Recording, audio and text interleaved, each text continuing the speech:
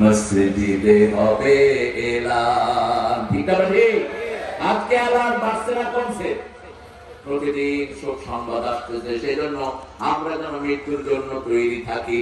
আমার যখন ফুরাবে দিন, আসবে গহীন রাতি, দেখো আল্লাহ জীবনে হয়ে চির সাথী, আসবে গহীন রাতি। শহীদ হতে চান তো? শহীদ হতে চান তো?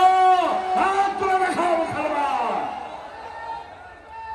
নারায়ণ তাকবীর। আল কোরআনের আলম, সংসদের জালম। প্রিয় ভাইরা, এখন নতুন একটা সমস্যা শুরু হয়েছে। কোরআন মানে হাদিস মানে না, এগুলো স্পষ্ট কাফের। হাত পা বেঁধে সব ভেঙে ফেলে দেবে। যারা হাদিস মানে না, এরা নামাজও পড়ে না। কারণ আমরা যোহর পড়ি, আমরা যোহর 4 রাকাত পড়বো, এটা শিখিয়েছেন কে? জোরে বলেন। মুহাম্মদ সাল্লাল্লাহু এভাবে হাত বাঁধবো, এটা শিখিয়েছেন কে? মুহাম্মদ সাল্লাল্লাহু আলাইহি ওয়াসাল্লাম। রুকু করবো, সিজদা করবো, এটা সব রাসূল শিখিয়েছেন। এরা বলে হাদিস নাই, এরা বলে কোরআন মানবো, হাদিস মানবো না। কোরআনই তো মানুষ না, কোরআনের এক পৃষ্ঠা তুই যেতে পারবি না রাসূল ছাড়া।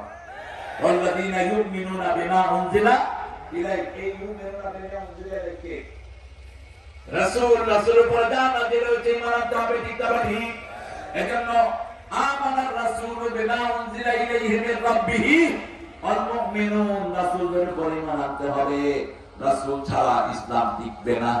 এজন্য কোন এরকম বেরামের কোন লোক যদি আছে, তাকে আগে বুঝাবেন। বুঝ না মানলে লাঠির উপর কোন ওষুধ